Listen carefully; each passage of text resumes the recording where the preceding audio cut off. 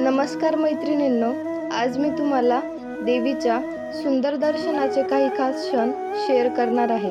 चला तर मग सुरुवात करूया. काही दिवसांपूर्वी देवीची आठवण मनात आली. मग देवीसाठी साडी आणि ओटीचे सामान घेऊन देवीच्या दर्शनासाठी निघालो. सुरुवात केली आमच्या ग्रामदैवतेपासून, गंधारीची आई.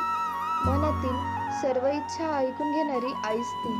देवीला ओटी वाहिली आणि खूप छान दर्शन झालं.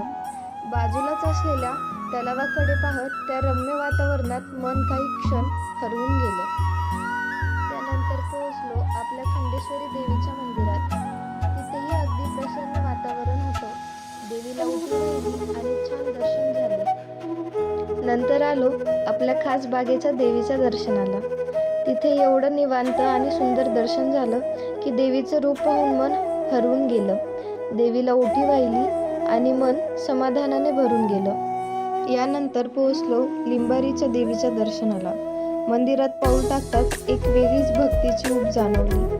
देवीला ओटी वाहिली आणि मन अगदी प्रसन्न झालं. तिथलं दर्शन अतिशय शांत आणि सुंदर होतं. तेथून जवळच असलेल्या शास्त्री भाऊंच्या आश्रमात आलो. आश्रमात प्रवेश करताच मन अगदी शांत झालं.